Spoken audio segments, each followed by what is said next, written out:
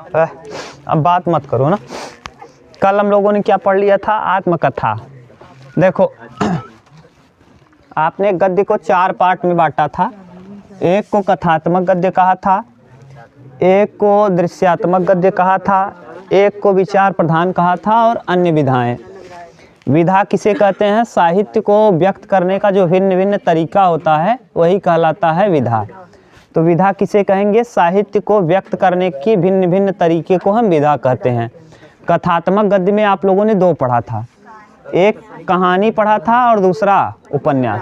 पहली कहानी थी इंदुमती, जिसके लेखक का नाम था किशोरी लाल गोस्वामी, और पहला उपन्यास आप लोगों ने पढ़ा था परीक्षा गुरु, जिसके लेखक का नाम था लाला श्री निवास दास।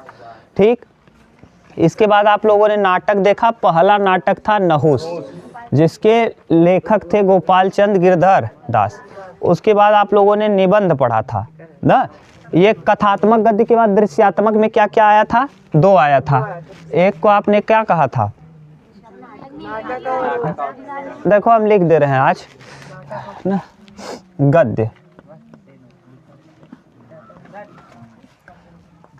इसमें कथात्मक था, कथात्मक गद्य, कथात्मक गद्य। उसके बाद अगला गद्य का नाम था दृश्यात्मक गद्य, दृश्यात्मक गद्य।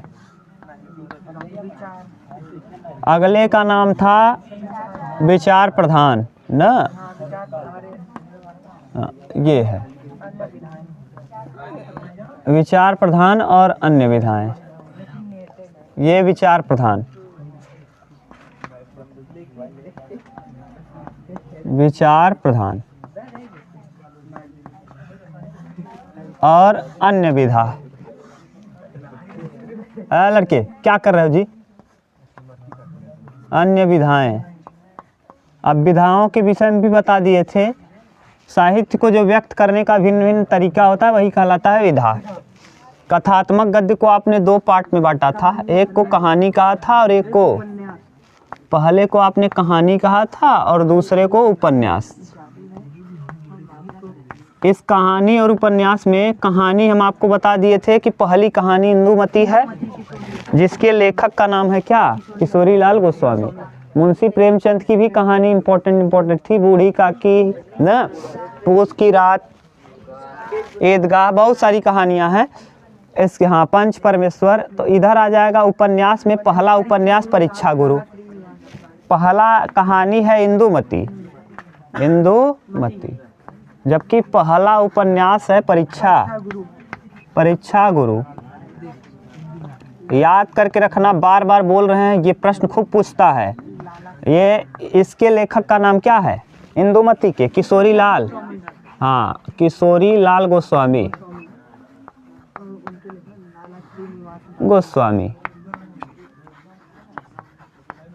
और इसके राइटर का क्या नाम है?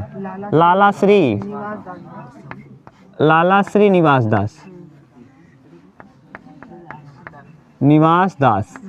ठीक, ये।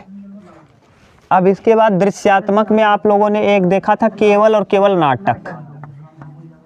पहला नाटक जो था ये था नहुस, जिसके राइटर का नाम क्या था? गोपाल चंद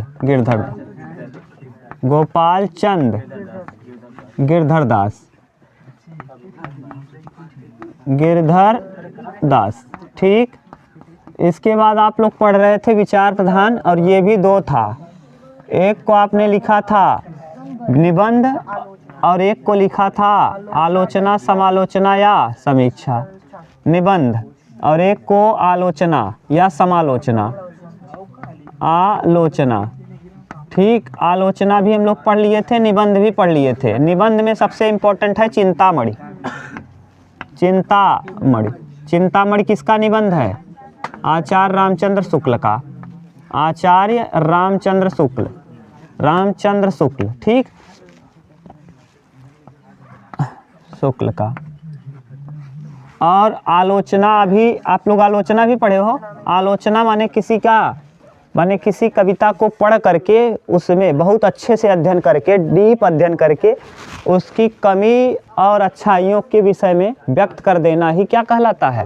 आलोचना, समालोचना या समीक्षा। आलोचना, समालोचना या समीक्षा। ठीक। और पहला आलोचना आपको लिखवाए थे, बहुत इंपॉर्टेंट आलोचना कौन सा लिखवाए हैं? देखो, हाँ, रस, मीमांसा और त्रिवेणी। हाँ, यही है इन्हीं का। हाँ, रस मीमांसा बहुत इंपॉर्टेंट है, ये पूछता खूब है। रस मीमांसा, आचार्य रामचंद्र शुक्ल का रस मीमांसा और त्रिवेणी। रस मीमांसा और त्रिवेणी, ये दोनों की दोनों रचनाएं किसकी हैं? आचार्य रामचंद्र शुक्ल की। और दोनों के दोनों ये क्या हैं? समीक्षा, आलोचना या समालोचना, ये आचार्य रामचंद्र शुक्ल की हैं। आचार्य रामचंद्र शुक्ल न चंद्र शुक्ल। और एक राइटर को और आप अच्छे से याद करके रखना, जिनका नाम है धर्मवीर भारती। वो खूब लिखेंगे खतरनाक खतरनाक नाटक, जैसे ठेले पर हिमालय, अंधा योग न, हाँ, नदी प्यासी थी, गुनाहों के देवता। तो ये याद करके रखना, इनका खूब पूछता है। इनकी तो रचनाओं को अच्छे से देख ही लेना आप। ठीक। अब अन्य विधा में हम लोग देख रहे थे, अन्य विधा में पहला आपने देखा था आत्मकथा और जीवनी न। आत्मकथा, आत्मकथा और क्या? जीवनी। देखो, आत्मकथा के विषय में आप लोग पढ़ लिए थे। आत्मकथा किसे कहते हैं? जो स्वयं से लिखी जाए, स्वयं से स्वयं के विषय में लिख देना आत्मकथा कहलाता है। जबकि स्वयं के विषय में किसी दूसरे के द्वारा लिखना जीवनी। किसी दूसरे व्यक्ति के विषय में कोई दूसरा व्यक्ति लिख दे तो ऐसे स्थिति को हम क्या कहते हैं? जीवनी। किसी दूसरे व्यक्ति के जीवन पर चरित्र चित्रण करना क्या कहलाता है? जीवनी। और खुद के जीवन पर अपने ही आप से प्रकाश डाल देना या अपने आप ही अपने जीवन के विषय में लिख देना आत्मकथा। आत्मकथा और जीवनी में अंतर क्या है? आत्मकथा जीते जी लिखा जाता है, जबकि जीवनी मरने के बाद भी लिखा जा सकता है। आत्मकथा में कुछ चीज़ें छुपाई जा सकती हैं और जीवनी में जितना दूसरे व्यक्ति को आपके विषय में पता रहेगा सब कुछ लिख देगा न। आत्मकथा और जीवनी में अंतर समझ में आया? तो जीवनी क्या है? किसी दूसरे व्यक्ति के विषय में चित्रण करना किसी दूसरे व्यक्ति के द्वारा ही क्या कहलाता है? जीवनी। तो जीवनी कोई दूसरा व्यक्ति लिखता है और दूसरे व्यक्ति के जीवन पर चरित्र चित्रण करता है, माने पूरे जीवन का उसका क्या क्या रहा है, कैसे उसने जीवन बिताया है, पूरा उसका जीवन का न, पूरा जीवन के विषय में बता दिया जाएगा। किसमें? जीवनी में। और जीवनी कई इंपॉर्टेंट हैं, कल बताए थे आपको, आज भी बता दे रहे हैं। देखो, जीवनी सबसे महत्वपूर्ण जीवनी है शरत चंद्र चटर्जी की जीवनी न। अमृत राय ने लिखा है आवारा मसीहा, आवारा मसीह। और कलम का सिपाही मुंशी प्रेमचंद की जीवनी है और लिखा किसने है? अमृत, हाँ, अमृत राय ने। ये खूब पूछता है, दोनों तो अब पहले ही लिख लो आप ना। तो लिखो जीवनी, पीछे वाला कर लिए थे ना, अब हम लोगों को जीवनी देखना है। जीवनी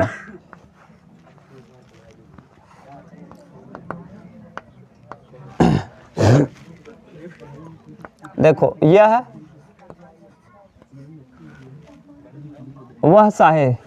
साहित्य का वह हिस्सा है, हाँ,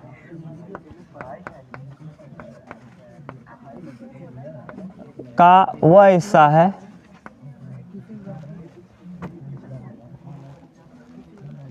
ना जो किसी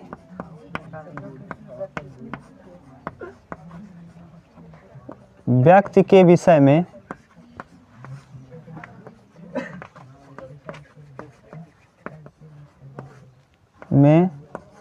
दूसरे व्यक्ति के द्वारा लिखा जाता है।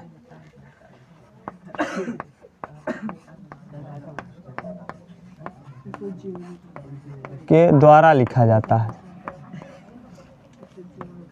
लिखा जाता है। ठीक, इसमें कई चीज़ें हैं। यह जीते जी और मरने के बाद भी लिखा जा सकता है। यह जीते जी भी लिखा जा सकता है और मरने के बाद भी। ठीक, इसमें कुछ छिपा नहीं सकते आप, इसमें कुछ जीवनी का नाम लिख लो। अब लिख लोगे ना ये कि जीवनी व आत्मकथा मंतर, यह खुद से नहीं बल्कि कोई दूसरा व्यक्ति लिखता है। तो जीवनी एक तरफ लिखो और जीवनी को लिखने वाले का नाम, लेखक किसने लिखा है, लेखक, और किसकी है, किसकी है, किसकी जीवनी है। सबसे पहले जीवनी का नाम है भक्तमाल, प्रथम जीवनी भक्तमाल। अब भक्तमाल यहाँ लेखक का नाम लिखो नाभादास, नाभादास। और इसको आप बताएंगे क्या होगा कल न। एक दूसरा ये पूछता नहीं है, ये वाला पूछेगा नहीं। दूसरा जो लिख रहा है ये इम्पोर्टेंट है, आवारा मसीहा, बार बार आपसे पूछेगा। आवारा मसीहा, आवारा मसीहा किसकी जीवनी है? हाँ, लिखा किसने है? विष्णु प्रभाकर ने लिखा है, विष्णु प्रभाकर ने। और जीवनी किसकी है? शरत चंद्र चटर्जी की। बार बार पूछता खूब है ये, जान लो। शरत चंद्र चटर्जी की जीवनी है, लेखक का नाम है विष्णु प्रभाकर। तीसरा कलम का सिपाही, कलम का सिपाही, कमल लिख दिए, कलम का सिपाही, सिपाही लिखा है अमृत राय ने, अमृत राय। और किसके जीवन के विषय में है?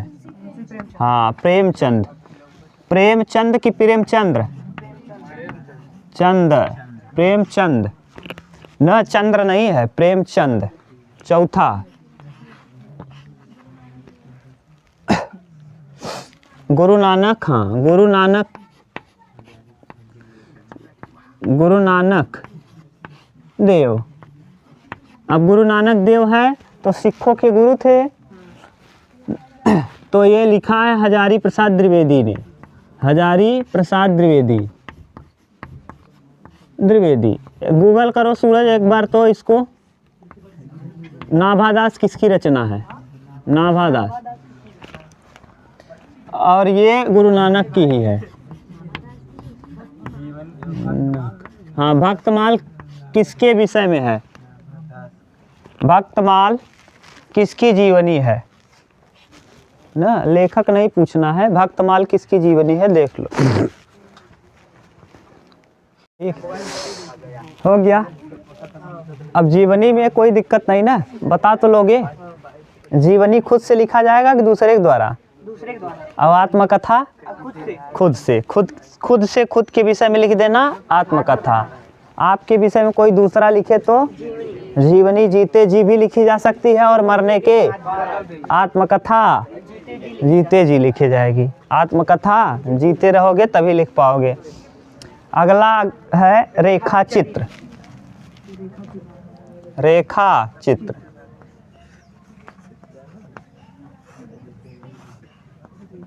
देखिए, ये रेखा चित्र शब्द जो है अंग्रेजी के स्केच से बना है।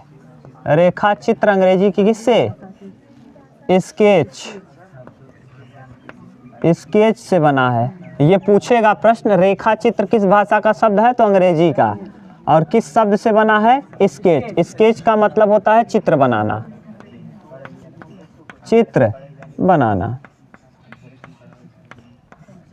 तो रेखा चित्र कहेंगे किसे? देखो, कोई चीज़ ऐसा, जैसे आप लोग कोई कहानी पढ़ते हो, कोई भी कहानी, अगर उसमें जैसे आप लोगों ने किलकत कान गुटुरवनावत ये वाला कहानी पढ़ा था ना, पद्य, तो उसमें आपको अगर आपके माइंड में वो पूरा उनका फिगर्स बन जाए, कुछ भी ऐसी कहानी पढ़ो जिससे उनका ये आ जाए कि उनके बाल घुघुराले हैं, माने जो भी है पूरा डिजाइन बता दिया जाए, माने बिना चित्र दिखाए आपको ये बता दिया जाए कि इसमें क्या क्या घटनाएं हैं, तो आपके मन में थोड़ा थोड़ा ये बनने लगे कि इनका फिगर इस तरीके का होगा। 6 फीट के हैं, जैसे मान लो विराट कोहली या रोहित शर्मा के बारे में ही बताना हो तो इनका बाल ऐसा है, ये मोटे हैं, ऐसे हैं, वैसे हैं, जो भी बताना चाहो पूरा अच्छे से बता दो और आपके मन में उनका चित्र बनने लगे, फिगर बनने लगे, तो ऐसी स्थिति को हम कहते हैं क्या? रेखा चित्र। देखो, रेखा चित्र क्या है? हाँ, शब्द के माध्यम से किसी वस्तु या किसी व्यक्ति या वस्तु के वस्तु या घटना का चित्रण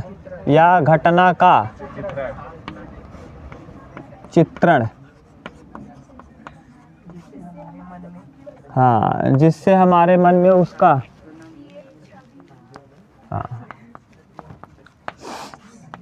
हमारे मन में उसकी एक छवि बन जाए, उसकी एक सजीव छवि उभर आए,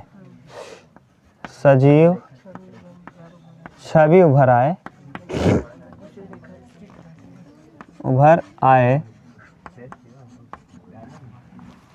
उसे रेखा चित्र कहते हैं।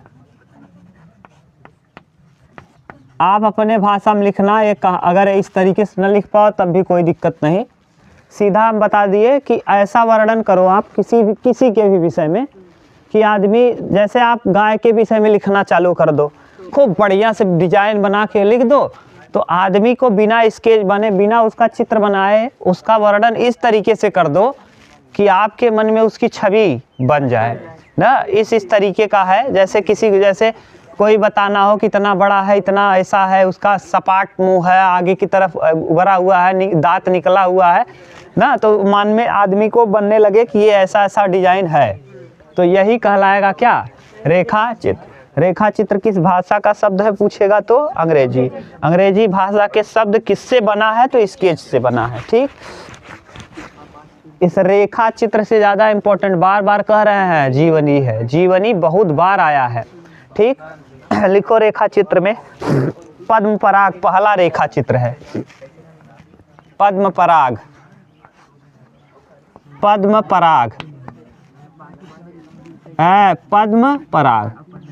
सिंह वर्मा। हाँ, देख लेना किताब में शर्मा दिया है, वर्मा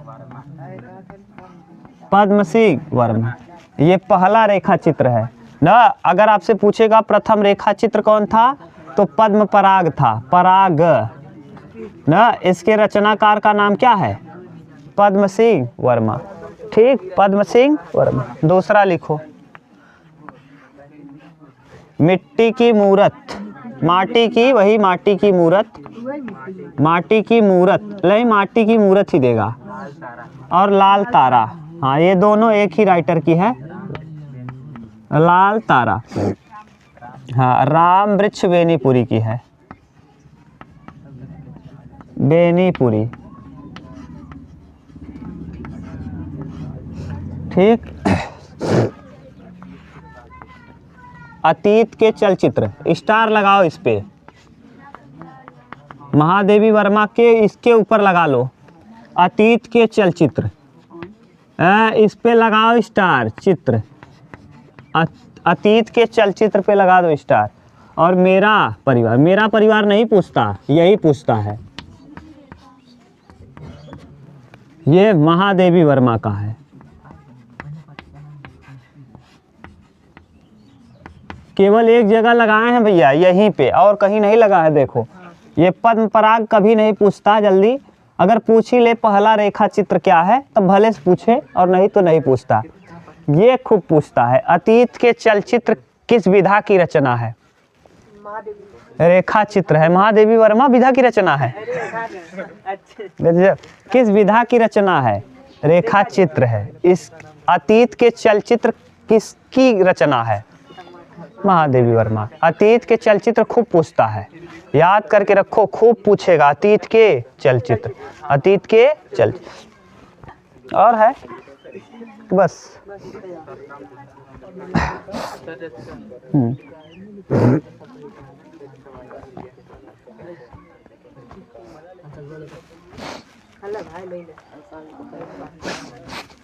साल में तो पहला पार्ट है, स्टेट नंबर 1।